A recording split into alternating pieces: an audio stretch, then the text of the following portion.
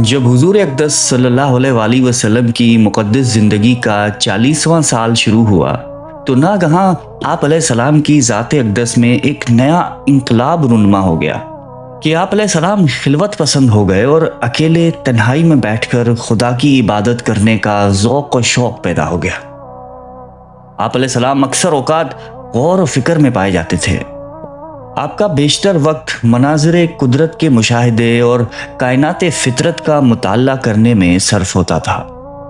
دن رات خالق کائنات کی ذات و صفات کے تصور میں غرق اور اپنی قوم کے بگڑے ہوئے حالات کے سدھار اور اس کی تدبیروں کی سوچ بچار میں مصروف رہنے لگے۔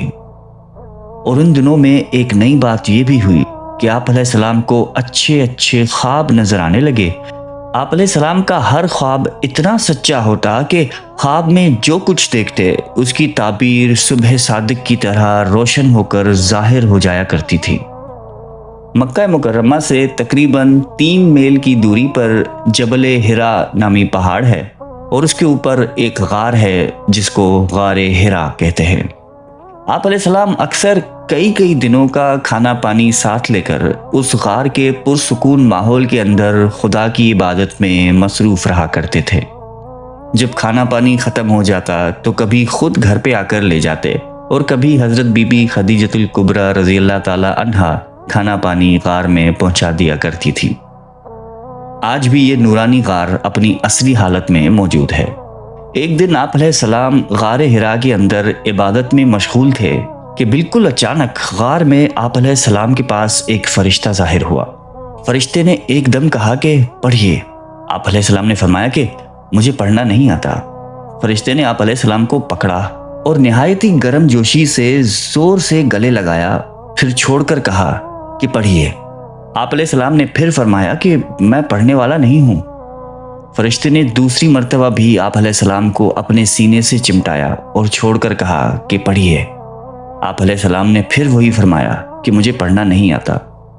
تیسری مرتبہ بھی فرشتے نے آپ علیہ السلام کو بہت زور سے اپنے سینے سے لگا کر چھوڑا اور کہا کہ اقرأ بسم ربک الذی خلق خلق الانسان من علق اقرأ وربک الاکرم الذی علم بالقلم علم الانسان ما لم یعلم۔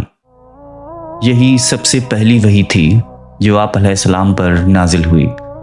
ان آیتوں کو یاد کر کے حضور اقدس صلی اللہ علیہ وسلم اپنے گھر تشریف لائے۔ آ کر گھر والوں سے فرمایا کہ مجھے کمبل اڑاؤ، مجھے کمبل اڑاؤ۔ جب آپ علیہ السلام کا خوف دور ہوا اور کچھ سکون ہوا تو آپ علیہ السلام نے حضرت بی بی خدیجۃ الکبریٰ رضی اللہ تعالی عنہا سے غار میں پیش ہونے والا واقعہ بیان کیا اور فرمایا کہ مجھے اپنی جان کا ڈر ہے۔ یہ سن کر بی بی خدیجہ نے کہا کہ نہیں، ہرگز نہیں، آپ علیہ السلام کی جان کو کوئی خطرہ نہیں ہے۔ خدا کی قسم، اللہ تعالیٰ کبھی بھی آپ کو رسوا نہیں کرے گا۔ آپ تو رشتہ داروں کے ساتھ بہترین سلوک کرتے ہیں، دوسروں کا بار خود اٹھاتے ہیں، خود کما کر مفلسوں اور محتاجوں کو عطا فرماتے ہیں، مسافروں کی مہمان نوازی کرتے ہیں اور حق اور انصاف کی خاطر سب کی مصیبتوں اور مشکلاتوں میں کام آتے ہیں۔ اس کے بعد حضرت خدیجہ آپ علیہ السلام کو اپنے چچا زاد بھائی ورقہ بن نوفل کے پاس لے گئیں۔ ورقہ ان لوگوں میں سے تھے جو موحد تھے اور اہل مکہ کے شرک و بت پرستی سے بیزار ہو کر نصرانی ہو گئے تھے اور انجیل کا عمرانی زبان سے عربی میں ترجمہ کیا کرتے تھے۔ بہت بوڑھے اور نابینا ہو چکے تھے۔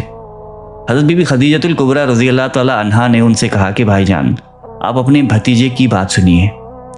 ورقہ بن نوفل نے کہا کہ بتائیے، آپ نے کیا دیکھا ہے؟ آپ علیہ السلام نے غار حرا کا پورا واقعہ کہہ سنایا۔ یہ سن کر ورقہ بن نوفل نے کہا کہ یہ تو وہی فرشتہ ہے جس کو اللہ تعالیٰ نے حضرت موسیٰ علیہ السلام کے پاس بھیجا تھا۔ پھر ورقہ بن نوفل کہنے لگے کہ کاش میں آپ علیہ السلام کے اعلان نبوت کے زمانے میں تندرست اور جوان ہوتا، کاش میں اس وقت تک زندہ رہتا جب آپ کی قوم آپ کو مکے سے باہر نکالے گی۔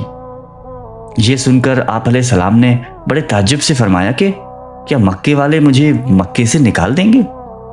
تو ورقہ بن نوفل نے کہا کہ جی ہاں، جو شخص بھی آپ علیہ السلام کی طرح نبوت لے کر آیا، لوگ اس کے ساتھ دشمنی پر کمر بستہ ہو گئے۔ اس کے بعد کچھ دنوں تک وحی اترنے کا سلسلہ بند ہو گیا۔ آپ علیہ السلام وحی کے انتظار میں مضطرب اور بے قرار رہنے لگے، یہاں تک کہ ایک دن آپ علیہ السلام کہیں گھر سے باہر تشریف لے جا رہے تھے، کسی نے یا محمد صلی اللہ علیہ وآلہ وسلم کہہ کے پکارا۔ آپ علیہ السلام نے آسمان کی طرف سر اٹھا کر دیکھا تو نظر آیا کہ یہ وہی فرشتہ جو اس دن غار میں آیا تھا، آسمان و زمین کے درمیان ایک کرسی پہ بیٹھا ہوا ہے۔ یہ منظر دیکھ کر آپ علیہ السلام کے قلب مبارک میں ایک خوف کی کیفیت پیدا ہو گئی، اور آپ علیہ السلام مکان پر آ کر لیٹ گئے اور گھر والوں سے فرمایا کہ مجھے کمبل اڑاؤ، مجھے کمبل اڑاؤ۔ چنانچہ آپ علیہ السلام کمبل اوڑھ کر لیٹے ہوئے تھے کہ ناگہاں آپ علیہ السلام پر سورہ مدثر کی ابتدائی آیات نازل ہوئیں۔ رب تعالیٰ کا فرمان اتر پڑا کہ جس کا ترجمہ ہے کہ اے چادر اوڑھنے والے، کھڑے ہو جاؤ، پھر ڈر سناؤ اور اپنے رب ہی کی بڑائی بولو، اور اپنے کپڑے پاک رکھو اور بتوں سے دور رہو۔ ان آیات کے نزول کے بعد آپ علیہ السلام کو خداوند قدوس نے دعوت اسلام کے منصب پر مامور فرما دیا، اور آپ خداوند تعالیٰ کے حکم کے مطابق دعوت حق اور تبلیغ اسلام کے لیے کمر بستہ ہو گئے۔ 3 برس تک حضور اقدس صلی اللہ علیہ وآلہ وسلم انتہائی پوشیدہ طور پر نہایتی رازداری سے تبلیغ اسلام کا فرض ادا فرماتے رہے، اور پھر وہ وقت آیا کہ اعلان نبوت کے 4تھے سال سورہ حجرہ کی آیت فَاصْدَعْ بِمَا تُؤْمَرُ نازل فرمائی، اور حق جل شانہ نے یہ حکم فرما دیا کہ اے محبوب، آپ کو جو حکم دیا گیا ہے اس کو علل اعلان بیان فرمائیے۔ چنانچہ اس کے بعد آپ علیہ السلام اعلانیہ طور پر دین اسلام کی تبلیغ فرمانے لگے، اور شرک اور بت پرستی کی کھلم کھلا برائی بیان فرمانے لگے، جس کے رد عمل میں تمام قریش